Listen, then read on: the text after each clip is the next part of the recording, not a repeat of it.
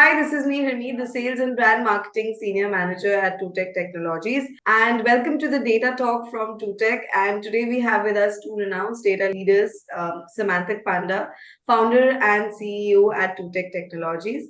Talking a little about Sam, he's a seasoned data practitioner, and his mission is to help organizations democratize data knowledge and unlock competitive and monetary benefits by harnessing cloud, AI/ML, and data and advanced analytics. Hi, Sam. Welcome to the webinar. Thanks, Harmeet. Thanks for inviting me. We have with us Dipta Banerjee, who is the head of data and analytics at TuTeck Technologies. Talking a little about Dipta, his expertise lies in the technology consulting of the end-to-end data journey, starting from the data engineering, data governance to data analytics. So today we're going to have an in-depth discussion on data, definitely, and Dipta being here is going to add a lot of value to this webinar. Hi, Dipta. Welcome to the webinar. Thanks, Harmeet. Before starting, fortifying data in the digital sky. Before we get into the questionnaire and we start talking about the serious stuff, I just want to understand that, talking about fortifying data in the digital sky, what is it that comes to your mind, Sam and Dipta? We'll start with Dipta. What is it that comes to your mind, if you can explain us? Fortifying data in the digital sky. Yeah, so whenever we are putting a data in a cloud, any other hyperscaler, it can be AWS, Azure, Snowflake, Databricks. So it's on the cloud in the shared premises and everything is there. So keeping the data from on-prem into cloud, on-prem has a more control for the enterprises, whereas when the cloud, the control is a shared responsibility. So the hyperscalers have their own responsibility as well as the data owners, the enterprises have their own responsibility. So to ensure proper security of the data in the cloud, both should play a joint role.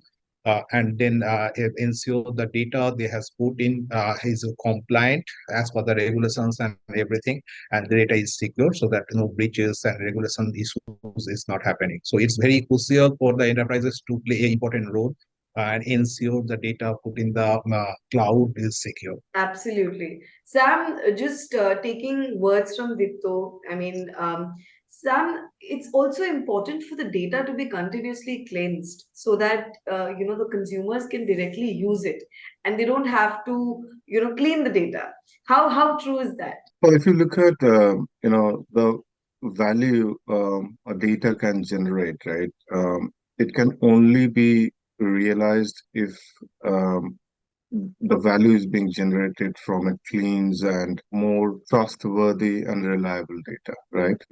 If you have a lot of anomalies in the data set, your final analytics or insight is not going to be that much accurate. So absolutely very much important, having the data cleansed at the right time and in a proper way, maybe throughout end-to-end data journey wherever required. We always, try to cleanse the data at source, but if not possible, so we'll definitely need to, give a lot of importance on cleansing the data throughout the pipeline of data migration or data movement. Absolutely. Thank you so much, Dipto. Thank you so much, Sam, for starting the webinar with a bang. Well, we are now going to move on with the questions for fortifying data in the digital sky. My first question is that over the last 5 to 6 years, we are observing high trend of modernization of the data centers, migrations from on-prem to cloud across the enterprises. We know that cloud computing offers numerous advantages such as scalability, accessibility, and cost effectiveness, but it also introduces unique security challenges. What do you think about the key data security aspects faced while cloud modernization?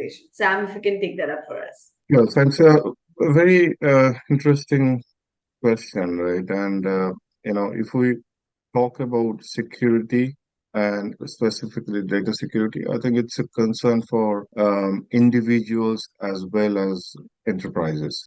So this data security can be associated with loss, leakage, theft, or unavailability of the data. This can cause, if you talk about business, it can really cause business interruption. It can do loss of revenue, loss of reputation of the enterprise. This can also influence regulatory risks, right? So when we talk about regulatory risk, It's associated with non-compliance with various geographic regulations, industry or service-specific legal and regulatory requirements being compromised. So, such as if we talk about America, US, we have Health Insurance Portability and Accountability (HIPAA) Act, right? In European Union, we have GDPR. Recently, in India, we got Digital Personal Data Protection Act in India, which came out very recently. All these acts are trying to enforce on the enterprises, making sure the enterprises are following a right strategy, taking measures safeguard their data. Just to give you a few alarming pointers. Talking about September last month, there are 71 large data breaches had been reported. Overall, in 2023, it's almost around 900 data breaches being reported.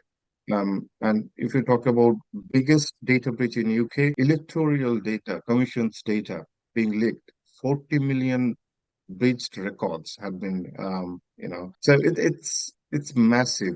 And one of the biggest data breach of 2023 so far is Dark Beam, 3.8 billion breached records, and they are compromising emails and password combinations of all different people across the world. I mean, there are a lot of impacts, as I said, on enterprise level as well as a personal level. If your personal data being leaked, there are several reasons why enterprises need to focus more on strategy and taking real measures to safeguard their employee data, their customers' data, and putting right policies in place.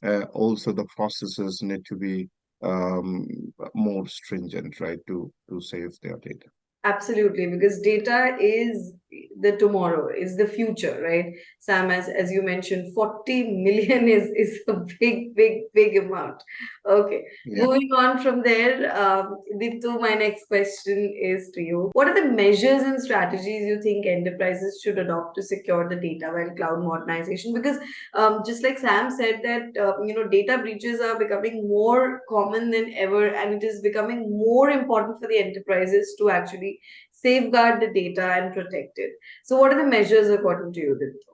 Yeah, so as Sam mentioned, so basically there are multiple regulation policies we need to follow, the enterprise needs to follow, and to ensure their loss of to limit their loss of data or to reduce the risk. So there are multiple security strategies that are there. So if I say that the hyperscalers, say for example AWS, Azure, all the hyperscalers that is currently the major providers, they already came with their best practices that should be followed, and generally that is called as a well architected framework, and that is we are not going to reinvent the wheel. So they already provided the best practices to follow. We just need to follow them. Then for any cloud adoption, those well architected framework has a major pillar that is called the data security, and we need to follow those. There are lots of things on those, but to say in the high level, so we should start with the data classification,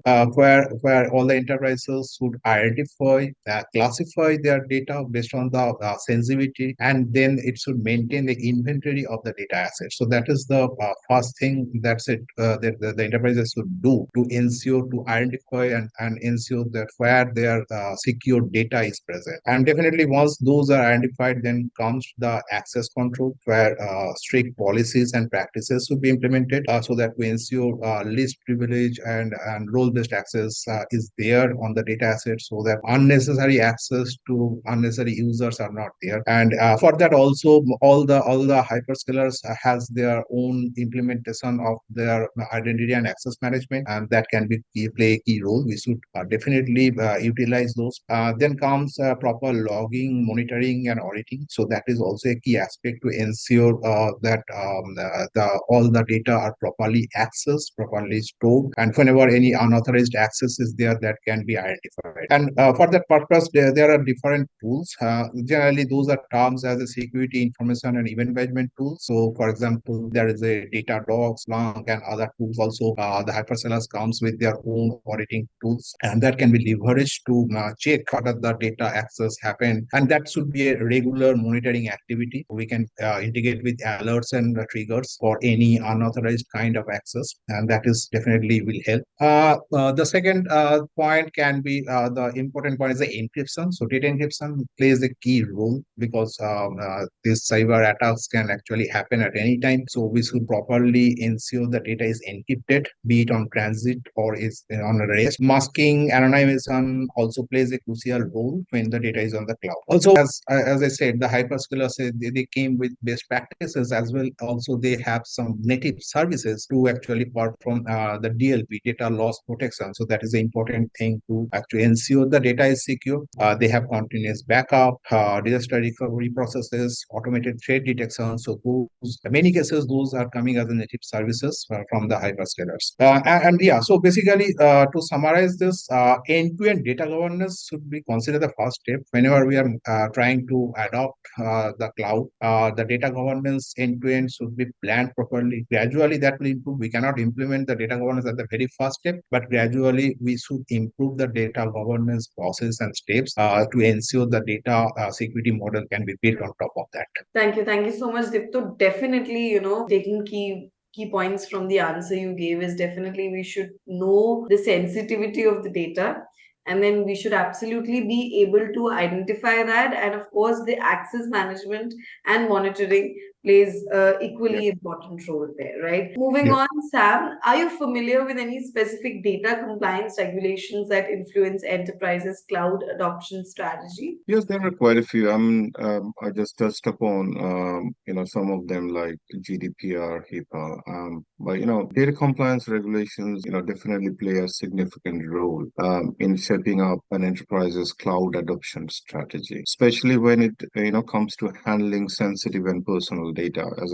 Dipta rightly said, PII we call them. The specific regulations that apply to any enterprises will depend on specific industry, location, nature of the data the enterprise handle, and just to name and explain a little bit of in detail, right? GDPR, if we talk about European Union and organizations worldwide that processes the European Union's residence data, right? I mean, whomever is residing within this region, so their personal data, are they being handled properly? And the mandate, GDPR mandates that the strict rules for processing and protecting personal data, which includes consent management, data portability, data, erasing the data on request, because a lot of time you see you give a consent at some point, but and then you probably forget, and your data is now being used by the company or the enterprise in all different marketing purposes, sales purposes, and all,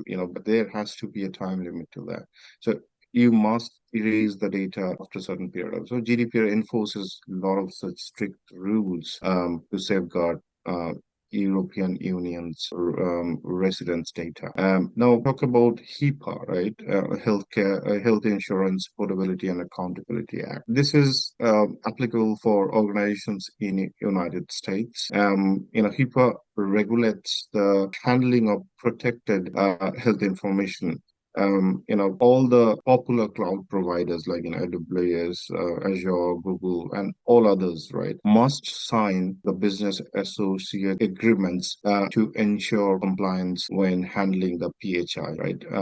And this is a must. And and that's why whenever we are saying that we are migrating to cloud, we have to make sure that we are choosing the right partner or cloud service provider who is compliant in terms of HIPAA. If you are actually managing on and kind of migrating a healthcare related data. Another one, California Consumer Privacy Act. Again, this is very specific to the personal information of resident of states of California, right? And this grants consumers more control over their personal information, including the right to know what data is being collected, the right to output of the data cells and the right to data deletion. So California residents will have much more control. Would it be right to say that the developed nations have actually understood the value of data? Oh, no, absolutely. I mean, they do not only data, they do value the privacy and security of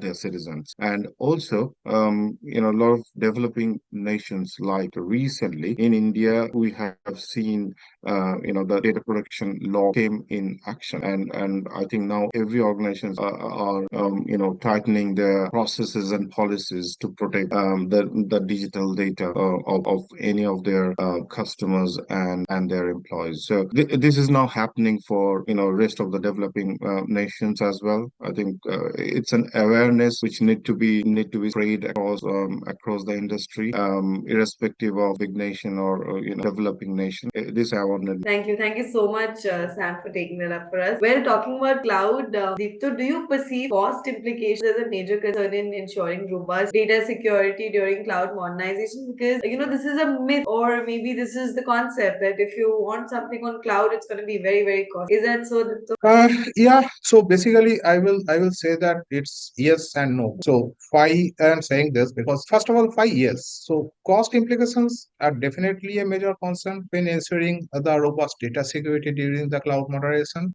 Because while investing in the security, the we have to protect the sensitive data, so it needs increased expense of the enterprises. Say for example, they have to invest in security tools and services, as I told earlier. So basically, there are different SIEM or DLP protection frameworks. So definitely, they need to spend for their or fund for keep fund for those investments. Definitely, after that, so there is a specific skill set required. So definitely, they need to spend something on their training, their personnel on the data security laws, the processes, and everything. Definitely, as I mentioned earlier, audit and reporting is definitely required to meet the compliance, and that also needs some framework, some monitoring, some interventions of the humans to actually ensure those are not happening. And as I mentioned, data encryption, anonymization, definitely that will need additional compute costs, additional keys, additional investment. But why I said yes and no, because if you think the points that I mentioned just now, even if you are on premise, the same applies. So it's in your if your data, the enterprise have the data in on premise, they also need to invest on the security. So definitely, so it's not related to cloud moderation or adoption, but it's a security. Whether the data is at on premise or it in cloud, we have to invest on the services, frameworks, skilled personnel. So the cost is irrespective of whether we are modernizing to cloud, adapting to cloud, or we having a data at on-prem. So that's why I told yes and no. Now, And irrespective of just the to add to yeah, just to add to what Dipta said, right? You as a company or an enterprise, will you be comfortable giving billions of pounds to someone, a hacker, who kind of did a ransom attack and stole all your data, or you spend probably few, million of your or dollars safeguarding your data? What's your choice? I think Definitely, the definitely answer probably safeguarding. would lies within these, right? Yeah, so that's right. So basically, cutting corners on the security measures, whether it's on-premise or cloud, if we cut the measures of the security of the data security, so that will lead to a significant financial and reputational loss. So and it will even be a security breach. So that is the main reason organization must carefully assess their unique security needs. So it's not that it's I have to spend millions of dollars at the very beginning. I have to prioritize. So every enterprise has to give a priority on what are their primary security, primary data sets, primary security needs, and then they have to budget accordingly to ensure a robust data security framework during the cloud moderation, or even that is they have to spend. Now, to do that, basically, they have to do a proper planning to actually address the cost implications. Say proper planning includes, so they have to perform a cost benefit analysis to determine the ROI of the security measures, prioritize the investment based on the most significant security risks. They have to identify, they have to priority their data assets and the security risks they need to address first, and then invest on based on that. They have to allocate specific budget to ensure funds are available to necessary security tools and personnel, training the personnel, utilize. So if when they are going for the cloud adoption, so the advantage of the cloud basically. The hyperscalers already providing their native services to reduce the security burden compared to on-prem. So that will an advantage if enterprises move to the cloud. So and then that will help us to reduce their in-house cost because they will be using out-of-box native services from the hyperscalers to actually address the security. So the security is as I mentioned very beginning, security is a shared responsibility. It's not like that if I go to some cloud hyperscalers they will be only responsible. So the responsibility is shared. So enterprise has to take care of their own responsibility, and the cloud hyperscalers will be there for to support that. So all in all, to conclude what Dipta and Sam said, I think if you invest, the ROI is very high. If you don't, the risk is too big to take. So, you Yeah. have those two things, and then you have to make a Yeah, choice. you have to balance. You have to find a balance based on your ROI. Absolutely. Thank you so much. Well, moving on, Dipto, and of course, Sam, you can also contribute to this answer. At TuTeck, how do you measure the data security maturity for your customers? Okay. So measuring the data security for the customers involves actually assessing their current. So the first step starts with what is their current state of the security practices and capabilities they follow. Then definitely it comes to the next identifying the areas of improvements and help them to develop a roadmap. And then coming to the implementation part. So that is a high level step from starting to the end. So there are several frameworks, methodologies that organization can use to measure the data security, and there are open standards that came up for the same. So one common approach is to actually use a maturity model that can be followed to understand the customer's maturity level and then implement the roadmap accordingly. So what we generally do, we start with an assessment phase with the self-evaluation when we interact with the customer stakeholders, their data owners to understand and then evaluate their current security practices, their capabilities. We generally cover different aspects of the data security, including the policies, procedures, technologies, and their personnel they have for those particular skills. Next, it comes basically the assessment. Based on the assessment, we define the level. We can define a multiple level. Generally, we follow level 0. Generally, that doesn't happen because level 0 means customer does not have any security measure. But level 0 to level 3 is basically the standard that we follow. Level 1 is they have a basic implementation, and level 3 is considered as very mature. Then, based on that, we actually map based on the previous discussion with the stakeholders, we map the customer's current state with the maturity level. And then once we have that security level tag, we definitely go and discuss and review with the customers. And once the security level is tagged and customer agreed to that, then we try to find out the gaps to move to the next level and then build a roadmap based on the priority. Again, the priority is basically discussed with and agreed with the customer. And once the priority is set, the gaps are identified, we move to the implementation based on our identification of the security gap. Once and when we implementation is done, our implementation is a continuous process. So suppose level 1 until customer moves to level 3, we have to continue the implementation process gradually. But from the end to end, the monitoring and assessment will be a continuous process unless